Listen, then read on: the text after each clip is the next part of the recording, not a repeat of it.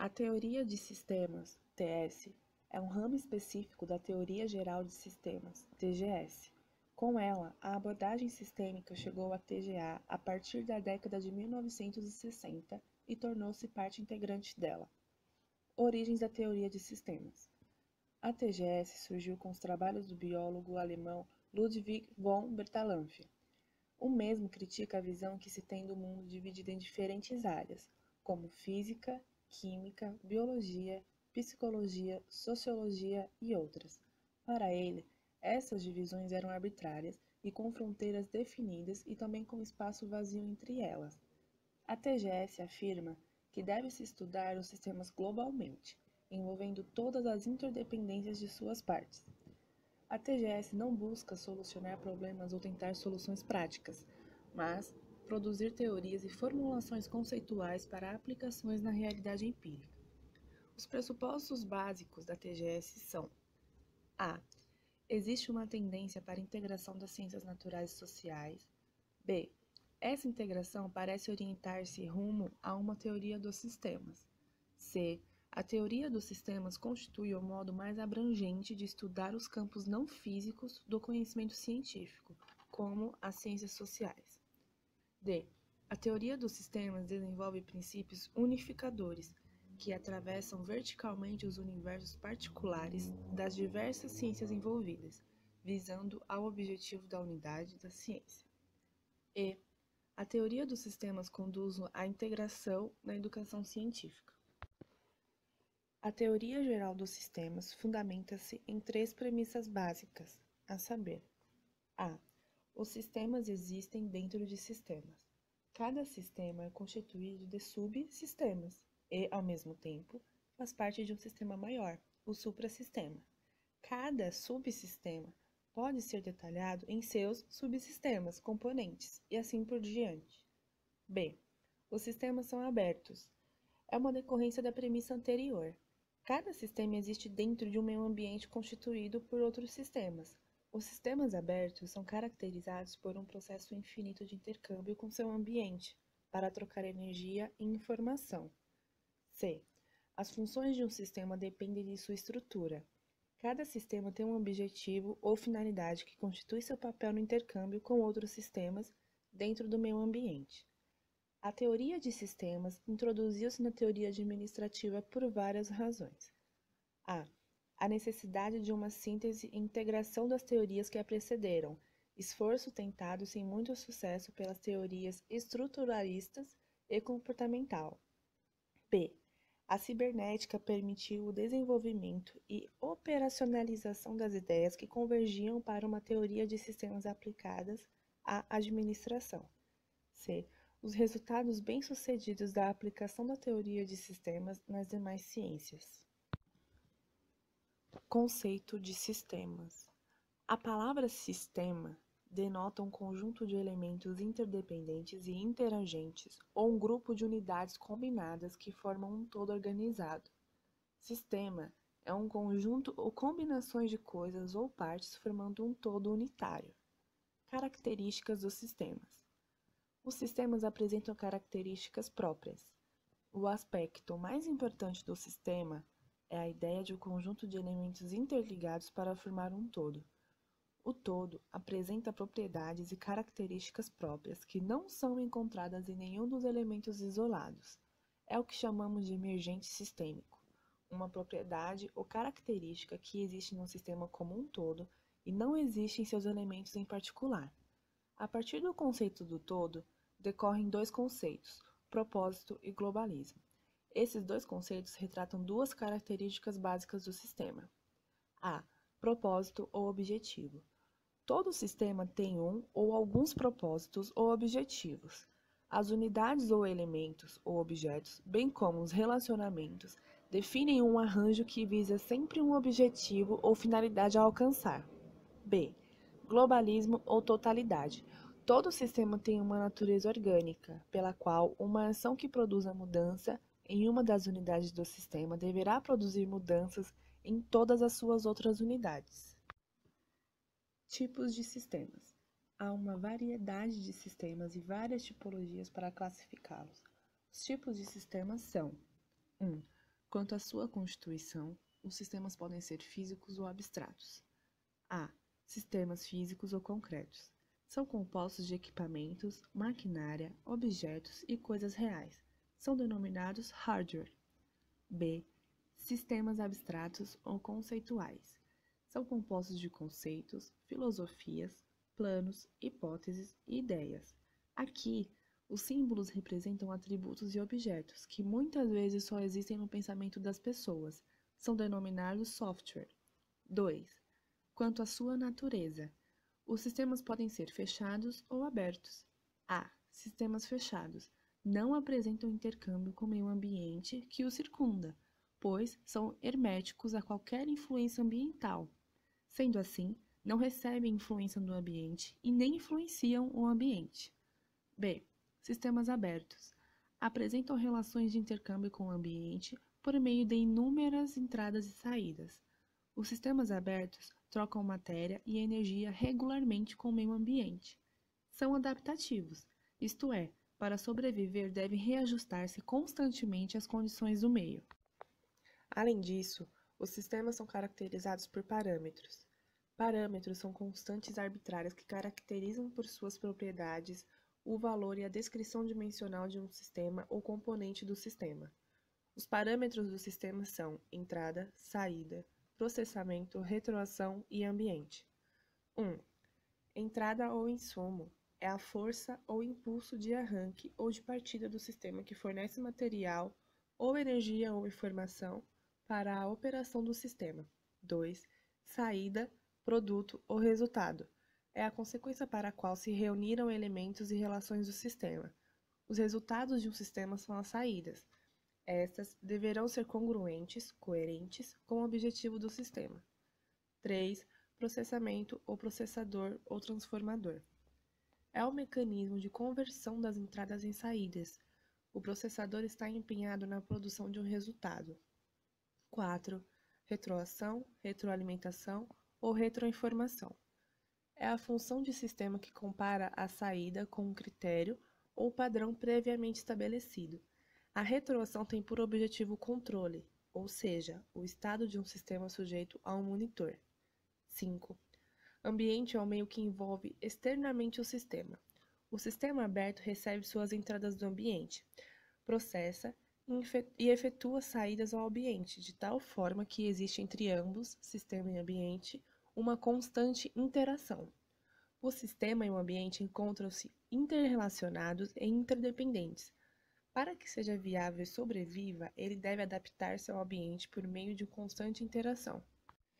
Sistema aberto. O sistema aberto se caracteriza por um intercâmbio de transações com o ambiente e conserva-se constantemente no mesmo estado, autorregulação, apesar da matéria e a energia que o integram se renovarem constantemente, equilíbrio dinâmico ou homeostase. O modelo de sistema aberto é um complexo de elementos em interação, em intercâmbio contínuo com o ambiente. Por essa razão, a abordagem sistêmica provocou profundas repercussões na teoria administrativa. Existem diferenças fundamentais entre os sistemas abertos. Os sistemas biológicos e sociais, como célula, planta, homem, organização, sociedade, e os sistemas fechados, como os sistemas físicos, as máquinas, o relógio, o termostato, a saber. O sistema aberto está em constante interação dual com o ambiente. Dual no sentido de que o influencia e é por ele influenciado, age ao mesmo tempo, como variável independente e como variável dependente do ambiente. O sistema fechado não interage com o ambiente. O sistema aberto tem capacidade de crescimento, mudança, adaptação ao ambiente e até autorreprodução sob certas condições ambientais. O sistema fechado não tem essa capacidade. E, por fim, é a contingência do sistema aberto competir com os sistemas, o que não ocorre com o sistema fechado. A organização como sistema aberto. O conceito de sistema aberto é perfeitamente aplicável às organizações. A organização é um sistema criado pelo homem e mantém uma dinâmica interação com seu meio ambiente, sejam clientes, fornecedores, concorrentes, entidades sindicais, órgãos governamentais e outros agentes externos. Influi sobre o meio ambiente e recebe influência dele. Além disso, é um sistema integrado por diversas partes ou unidades relacionadas entre si, que trabalham em harmonia umas com as outras, com a finalidade de alcançar uma série de objetivos, tanto da organização como de seus participantes. Características das organizações como sistemas abertos. Comportamento probabilístico e não determinístico. Como todos os sistemas sociais, as organizações são sistemas abertos, afetados por mudanças em seus ambientes, denominadas variáveis externas. O ambiente inclui variáveis desconhecidas e incontroláveis. Por essa razão, as consequências dos sistemas sociais são probabilísticas e não determinísticas, e seu comportamento não é totalmente previsível. As organizações como parte de uma sociedade maior e constituídas de partes menores. As organizações são vistas como sistemas dentro de sistemas. Os sistemas são complexos de elementos colocados em interação. Essa focalização incide mais sobre as relações entre os elementos interagentes, cuja interação produz uma totalidade que não pode ser compreendida pela simples análise das várias partes tomadas isoladamente. Interdependências das partes. A organização é um sistema social cujas partes são independentes, mas interrelacionadas. O sistema organizacional compartilha com os sistemas biológicos a propriedade de interdependência de suas partes, de modo que a mudança em uma das partes provoca impacto sobre as outras. A homeostase ou estado firme. A organização alcança um estado firme, ou seja, um estado de equilíbrio, quando satisfaz dois requisitos: a unidirecionalidade e o progresso. Unidirecionalidade, apesar das mudanças no ambiente ou da organização, os mesmos resultados são atingidos. Progresso em relação ao fim.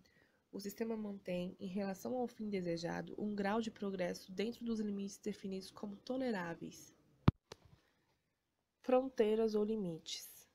Fronteira é a linha que demarca e define o que está dentro e o que está fora do sistema ou subsistema.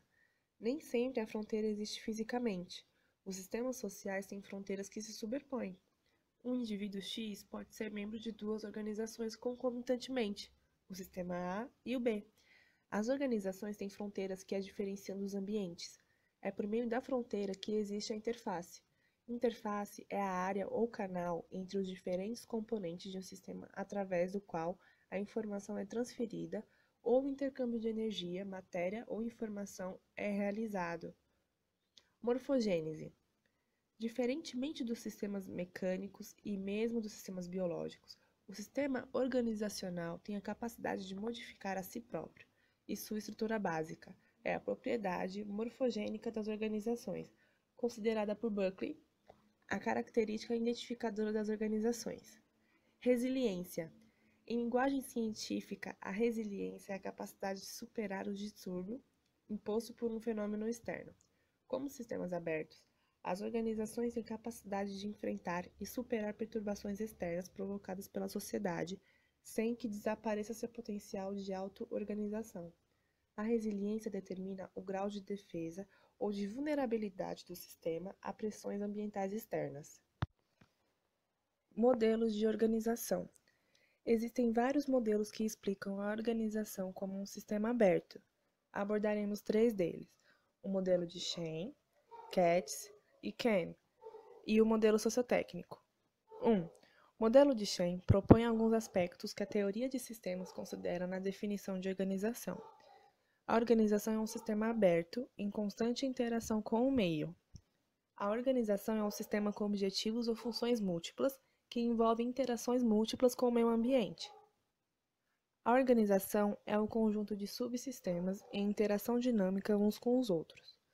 Deve-se analisar o comportamento dos subsistemas em vez de focalizar os comportamentos individuais.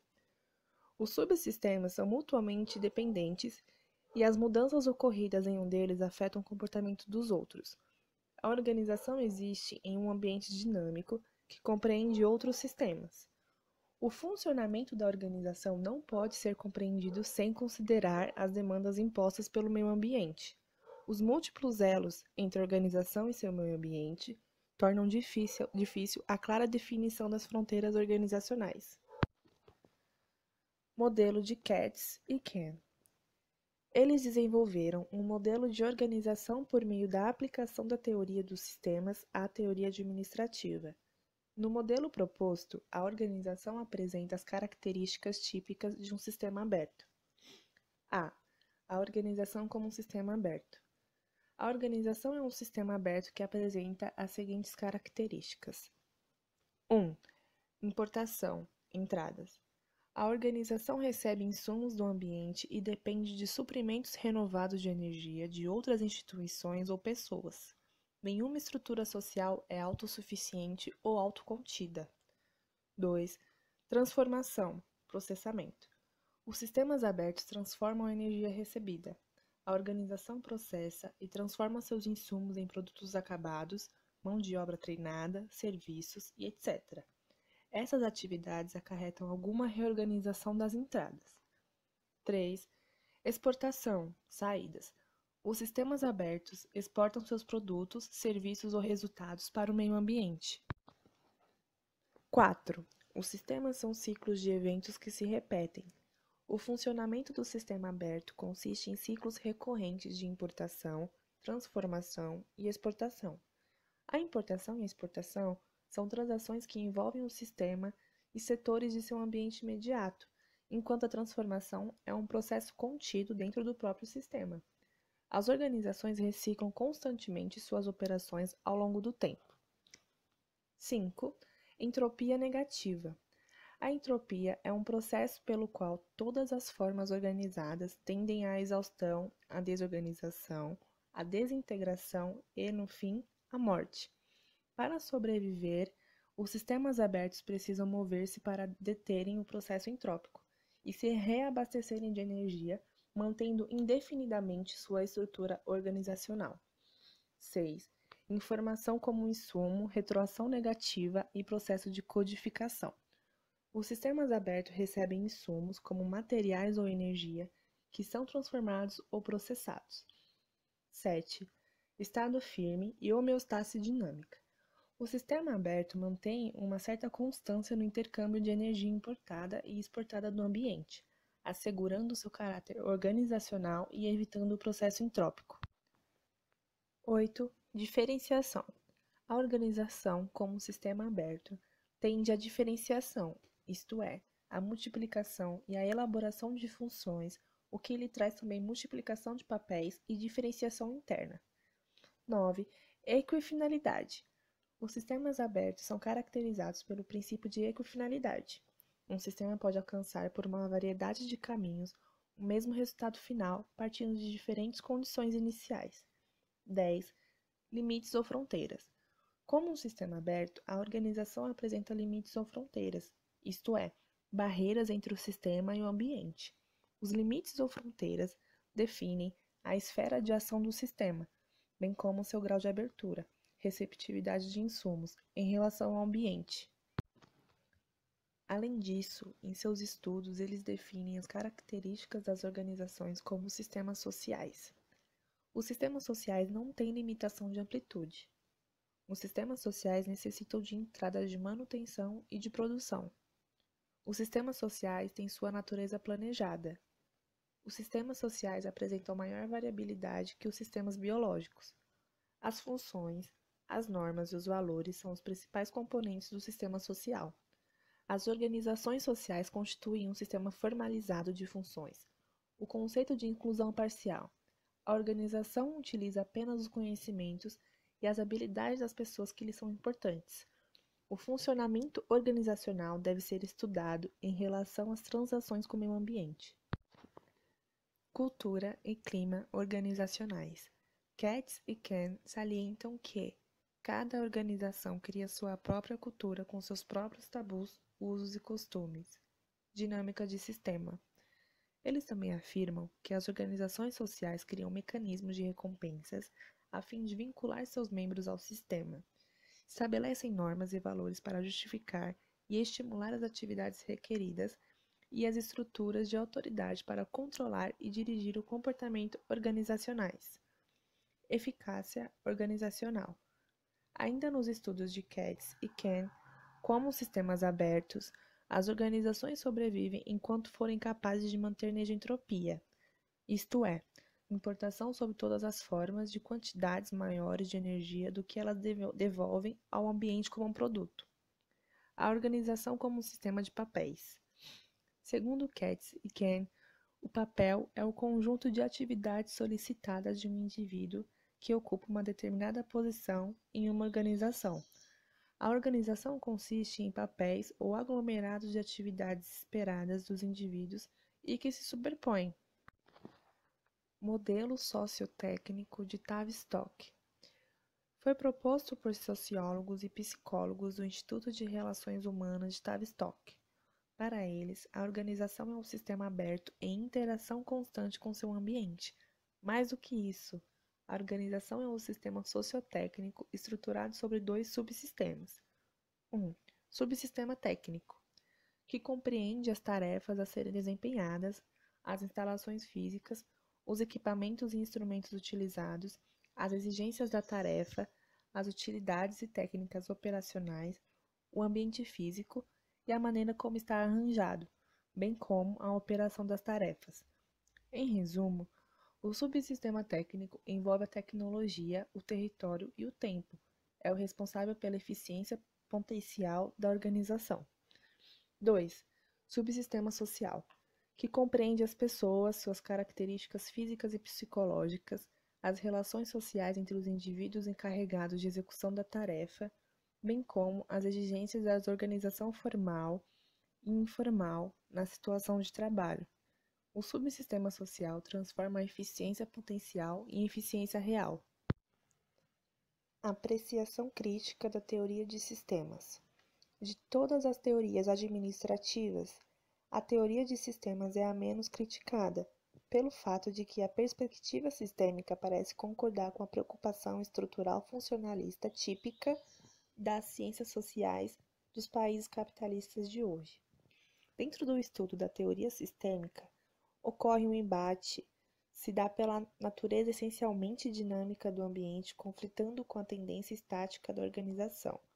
Com isso, um sistema organizacional rígido não pode sobreviver na medida que não consegue ser eficaz para responder às mudanças contínuas e rápidas do ambiente.